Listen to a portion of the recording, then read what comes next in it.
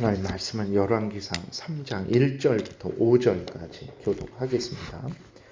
솔로몬이 애굽의 왕 바로와 더불어 혼인 관계를 맺어 그의 딸을 맞이하고 다윗성에 데려다가 두고 자기의 왕궁과 여호와의 성전과 예루살렘 주위의 성의 공사가 끝나기를 기다리니라.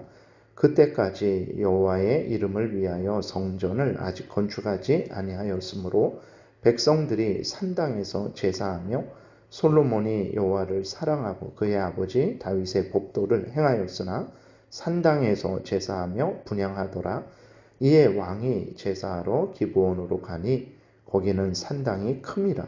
솔로몬이 그 제단에 1000번제를 드렸더니 기브온에서 밤에 여호와께서 솔로몬의 꿈에 나타나시니라. 하나님이 이르시되 내가 내게 무엇을 줄꼬 너는 구하라. 아멘. 기도드리겠습니다. 살아계신 하나님 아버지 감사합니다. 이 시간 하나님의 말씀을 전하고 듣습니다. 성령께서 역사하셔서 우리를 향한 하나님의 뜻을 잘 깨달아 알게 도우시고 또 하나님이 알려주시는 대로 잘 믿고 따르게 도우소서. 감사드리고 예수 그리스도의 이름으로 기도드렸습니다. 아멘. 오늘 그 본문에 보게 되니까 1절에 보게 되니까 바로 왕의 딸 솔로몬이 바로 왕의 딸과 결혼을 했다라는 그러한 내용이 기록되어 있습니다. 분명한 사실은 이제 하나님의 사람은 하나님의 사람과만 결혼해야 된다라고 명령을 하셨다라는 거예요. 이것은 뭐 신약이나 구약이나 동일합니다. 하나님의 백성들은 하나님의 백성들과만 결혼해야 됩니다. 그래서 창세기 6장에 보게 되면 그 노아 홍수의 가장 큰 이유 중에 하나는 하나님의 사람들이, 하나님의 아들들이, 하나님의 자녀들이, 예수 그리스도를 믿는 자들이 이제 그 사람의 딸들, 불신자들의 그러한 육체적인 아름다움에 빠져서 하나님은 생각하지도 않고 하나님의 뜻은 생각하지도 않고 자신들의 먹고 마시고 즐기는 인생의 그러한 탐욕만을 추구했기 때문에 이제 노아 홍수가 이제 일어났다라고 하나님께서 말씀을 하신 거죠. 그러니까 노아 홍수의 가장 큰 원인 중에 하나가 바로 그러한 하나님의 사람들의 타락인데 그 타락은 이제 결혼에서의 타락이 된 거죠. 그래서 하나님은 이제 이스라엘 백성들에게 절대로 가나안 백성들과는 그 결혼하는 것을 철저하게 금지하셨어요. 근데 솔로몬이 바로의 딸과 결혼을 한 것은 어떻게 봐야 되는가? 그러니까 성경에 직접적으로 이제 말씀하신 것은 가나안 백성들과만 결혼하지 말아라. 라고 말씀하셨고 애굽 사람들에 대해서 말씀을 안 하셨기 때문에 결혼해도 된다라고 이렇게 해석을 하기도 하죠. 근데 분명한 것은 무엇이냐면 그럴지라도 믿지 않는 사람이라면 절대로 이렇게 결혼을 할 수 없는 거죠. 오히려 보게 되면 바세바의 남편인 우리아도 헷족속이에요. 그러니까 가나안 족속입니다. 근데 그 사람들이 이제 회개하고 돌이켰기 때문에 다윗의 그러한 아주 충신이 될 수 있었던 것이거든요. 그러니까 이제 가나안 사람이라고 무조건 다 하나님이 절대로 사람 취급하지 말라 그러신 것은 아니고 그들이 회개하고 돌이켰을 때에는 얼마든지 그렇게 받아들일 수 있는 거죠. 그렇게 된다면 솔로몬이 바로의 딸과 결혼한 것은 어떻게 봐야 되냐 그랬을 때에 이것은 명확하게 기록되어 있지는 않지만 아마 예수 그리스도를 믿는 것으로 그러니까 자기의 우상을 버리고 하나님께로 돌아온 것으로 돌아왔으니까 결혼을 했을 것이다 이렇게 해석을 하기도 하고 정확히 나와 있지는 않으니까 이것은 뭐 솔로몬이 잘못 행한 것이다 라고 이렇게 해석을 하기도 합니다. 근데 중요한 것은 정확하게 나와 있지는 않아요. 그런데 분명한 사실은 우리가 기억해야 될 분명한 사실은 그리스도인은 반드시 그리스도인과만 결혼해야 된다라는 이것을 우리가 항상 마음에 새겨야 되겠습니다. 그러니까 솔로몬이 이제 3절에도 보게 되면 여호와를 사랑하고 그의 아버지 다윗의 법도를 행했다라고 이렇게 기록이 되어 있어요. 근데 우리가 하나님을 사랑하고 다윗의 법도라는 것은 이제 어떤 다윗이 새롭게 만든 법이 아니라 2장 3절 4절에서 기록된 대로 하나님의 율법과 약속을 다윗의 법도, 그러니까 다윗이 솔로몬에게 준 그러한 하나님의 뜻, 그리고 좀 더 이제 해석했을 때에는 다윗이 죽으면서 이제 유언을 남겼잖아요. 뭐 요압에 대해서는 어떻게 알아, 시므이에 대해서는 어떻게 알아, 뭐 이러한 차원, 하나님의 말씀에 근거해서 남긴 유언, 그것을 이제 다윗의 법도로 보는 거예요. 그러니까 솔로몬이 하나님을 사랑하고 다윗이 알려준 대로 하나님의 법을 따라서 살아갔지만 전체적으로 그렇게 살아간 것은 아닌 것 같은 거예요. 그러니까 결혼하는 부분에서는 이제 자기 마음대로, 아니면 국제 정세를 따라서 애국과 반드시 이렇게 혼인으로 맺어져야만 그 나라가 안전할 것 같으니까 그렇게 결혼을 한 건지, 그거는 정확하게 나와 있지는 않지만, 어쨌든 우리가 중요한 것은 하나님의 법을 따를 때에 참 부족해가고 연약해서 모든 것을 다 잘할 수는 없습니다. 그러나 모든 부분에서 다 하나님의 법을 따르기 위해서 우리가 애쓰고 힘써야 되는 것입니다. 그러니까 우리가 또 여기 이렇게 솔로몬이 하나님을 사랑하고 다윗이 전해준 하나님의 법을 따라서 열심으로 하나님을 섬겼지만 2절에 보게 되면 이렇게 기록되어 있어요. 그때까지 여호와의 이름을 위하여 성전을 아직 건축하지 아니하였으므로 백성들이 산당에서 제사했다라고 이렇게 기록이 되어 있고, 솔로몬이 여호와를 사랑하고 그의 아버지 다윗의 법도를 행하였으나 산당에서 제사하며 분향하더라, 이렇게 기록이 되어 있습니다. 그러니까 산당이라는 것은 가나안 족속들이 산에서 우상 숭배하기 위해서 만들어 놓은 그런 우상 숭배하는 곳인데, 거기에서 이스라엘 백성들이 하나님께 제사를 드렸다라는 거예요. 그러니까 하나님은 이스라엘 백성들에게 분명하게 다른 곳에서, 그러니까 제사 드리지 말아라, 그러면서 이제 하나님이 정하신 그곳은 이제 예루살렘 성전이 되겠죠. 그 전에는 성막이 있었지만 다윗은 그래서 성막에 들어가서 하나님 앞에 기도하고 그렇게 했었던 거예요. 근데 솔로몬은 그렇게 하지 않은 거죠. 언약궤가 있는 곳에서 하나님 앞에 제사를 드리는 것이 아니라, 이제 언약궤가 없지만 산당에서, 그런 데서 이제 우상 숭배하던 곳에서 그렇게 솔로몬이 제사를 드렸던 것입니다. 그래서 아직 성전이 세워지기 전이니까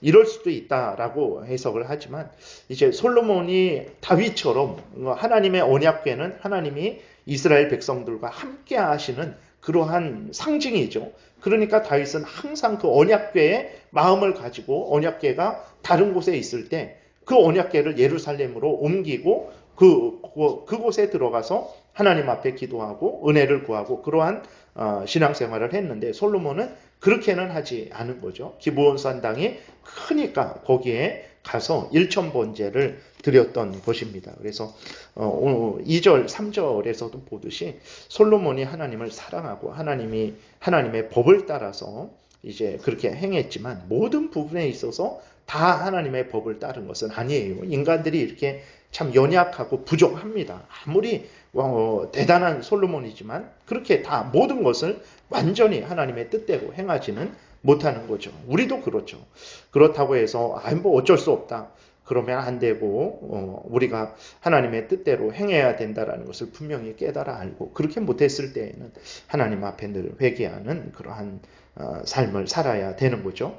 그리고 또 하나는 4절에 보게 되면 솔로몬이 기브온 산당에서 1000번제를 드렸다라고 이렇게 기록이 되어 있어요. 그래서 이 1000번제라는 것이, 그러니까 1000마리의 제물을 이제 번제를 한 번에, 1000마리의 제물을 한 번에 이제 드린 것으로 그렇게 봅니다. 솔로몬이 드린 것은 1000번제예요. 그거는 제사입니다. 그거는 하나님 앞에 드린 제사거든요. 번제. 그러니까 짐승을 잡아서 불태워서 하나님 앞에 드리는 거예요. 온전한 헌신을 이제 드리는 건데, 1000번제 자체는 구약시대 이스라엘 백성들에게만 해당되는 거예요. 신약 백성들이 본받을 수가 없어요. 우리들이 하나님 앞에 뭐 이렇게 본받는다고 했고, 우리가 오늘 유월절을 지킵시다, 뭐 이럴 수는 없어요. 맥주절을 지킵시다, 그럴 수는 없습니다. 근데 중요한 것은 무엇이냐면 우리가 솔로몬의 일천 번제는 구약시대에만 해당된 제사고 그렇기 때문에 우리가 본받고 따라할래야 따라할 수 없어요. 예. 물론 솔로몬이 하나님을 향해 드릴 때 하나님을 사랑하고 정말 전적으로 의지하고 하나님께 전적으로 감사하는 그런 마음과 태도는 우리가 본받아야 됩니다. 그것은 마땅히 우리가 본받아야 되는 거예요. 그러니까 우리들이 뭐 헌금을 드릴 때, 기도를 드릴 때, 찬송을 드릴 때, 우리가 예배를 드릴 때, 우리가 가정생활을 할 때, 직장생활을 할 때, 어느 곳에서 무엇을 하든지 우리는 하나님을 향하여서 마음과 뜻과 정성과 목숨을 다해서 솔로몬이 모든 것을 바쳐서 하나님 앞에 드리는 그 마음과 태도는 우리가 본받아야 마땅한 거예요. 근데 일천번제 자체는 그거는 구약시대에만 해당된 거예요. 그리고 신약시대에 하나님이 그러면 너희들은 신약시대에는 제물을 잡아서 짐승을 잡아서 하나님 앞에 번제 드릴 수 없으니까 그럼 돈으로 바꿔서 드려라 라고 명령하신 곳이 없어요. 그렇기 때문에 우리가 함부로 따라해서는 안 됩니다. 그것은 하나님이 우리에게 너희도 솔로몬이 일천번제 드렸으니까 너희도 일천번제 드려라 라고 말씀하신 게 아니에요. 이거는 솔로몬이 그렇게 하나님을 섬겼다라는 그것을 우리에게 알려주시는 것이지 그러니까 너희도 따라해라. 그러니까 40일 금식 기도도 마찬가지입니다. 하나님이 40일 금식 기도를 성경에서 기록해 두셨는데 그것은 우리에게 너희도 40일 금식 기도해라 라고 본을 보이시기 위해서 그것을 기록한 게 아니에요. 40일 금식 기도 한 사람이 누굽니까? 모세예요. 시내산에서 십계명을 받을 때 그 다음에 40일 금식했다라고 나온 게 엘리야입니다. 그러니까 북쪽 이스라엘이 아합에 의해서 완전히 하나님을 믿는 사람이 거의 다 죽어버렸죠. 그리고 다 숨어버리고 엘리야가 봤을 때 하나님을 믿고 섬기는 사람이 나밖에 없다라고 생각할 정도로 그 북쪽 이스라엘이 완전히 타락을 해버린 거예요. 그랬을 때 이제 하나님 앞에 갈 때 하나님으로부터 또 위로를 받고 다시 하나님의 뜻을 받고 다시 이스라엘에 돌아가서 하나님의 뜻대로 행해야 될 때 그때 엘리야가 40일 금식 기도를 합니다. 그리고 예수 그리스도께서 이 땅에 오셔서 공생애를 시작하시기 전에 40일 금식 기도를 해요. 그랬을 때 그 금식은 떡도 먹지 않고 물도 먹지 않는 거예요. 그러니까 아무것도 안 먹는 겁니다. 그거는 죽습니다. 사람이 죽어요. 우리도 오늘날에 이렇게 40일 금식 기도 하시는 분들이 종종 있잖아요. 근데 물을 먹어요. 물도 양식입니다. 그렇게 따지면 물도 음식이에요. 그 물에 뭐 미네랄이든지 다른 영양소들이 있어갖고 밥은 먹지 않아도 물을 먹어도 어느 정도 우리의 몸이 영양분을 이렇게 흡수해서 그렇게 살아갈 수 있는 건데 모세나 엘리야나 예수님께서 행하신 금식은 떡도 먹지 않고 물도 먹지 않는 정말 그럼 왜 그런 금식을 하셨냐? 그 하나님의 아주 그 역사는 특별한 역사라는 것. 그러니까 모세가 시내산에서 율법을 받을 때 그것은 아주 하나님께서 역사하시는 특별한 역사라는 것을 증거하시기 위해서 40일 금식을 하게 하신 거예요. 엘리야도 마찬가지고 엘리야도 자신이 하는 일이 그 하나님의 법이 하나님을 섬기는 것이 무너진 완전히 타락한 이스라엘 백성들에게 다시 한번 하나님의 법을 전하고 그들을 올바로 세우고자 하는 그 엘리야의 사명을 하나님께서 그것을 분명하게 드러내시기 위해서 40일 금식하게 하신 것이고 예수 그리스도께서도 마찬가지죠. 이 땅에 오셔서 예수 그리스도께서 금식하신 것은 예수님이 행하시는 그 사역이 전적인 하나님의 사역이다. 신의 사역이다라는 하나님의 특별한 사역이다라는 것을 증거하시기 위해서 40일 금식 기도를 하게 하신 것입니다. 그러니까 우리로 본받고 따르라 그런 게 아니에요. 그렇게 되면 40일 금식 기도한 사람이 누가 있습니까? 그럼 기도를 똑바로 안 한 거예요. 아니 기도를 하려면 예수님이 이렇게 성경을 통해서 본을 보이셨는데 우리 모두가 다 40일 금식 기도를 해야 되죠. 그렇게 되면 우리 모두가 기도를 똑바로 하고 있는 게 아니에요. 솔로몬의 일천번제도 마찬가지입니다. 이게 하나님이 본을 받으라고 하신 것이라면 우리 일천번제 드린 사람이 누가 있어요? 그러니까 우리가 성경을 읽을 때 정말 그 구약 시대에만 해당하는 건지 아니면 모든 시대에 또 그렇게 해당하는 건지, 하나님이 이렇게 말씀을 하셨을 때 그것은 우리에게 모두가 본을 받으라고 하신 건지, 이런 것들을 구분해서 잘 따라야 되는 것입니다. 그래서 중요한 것은 일천번제 자체는 우리가 본받고 따르라고 하나님이 그렇게 말씀을 하신 것이 아니라는 것을 우리가 그렇게 생각을 해야 되는 것이고, 물론 그렇다고 해서 그러나 우리가 솔로몬이 하나님을 사랑하고 의지하고 전적으로 하나님 앞에 자신을 드리는 그러한 것은 당연히 오늘도 우리가 본받아서 마음과 뜻과 정성과 목숨을 다해서 하나님 앞에 드려야 되는 것입니다. 그리고 헌금을 드릴 때에 우리가 하나님 앞에 우리의 헌금이 받아들여지는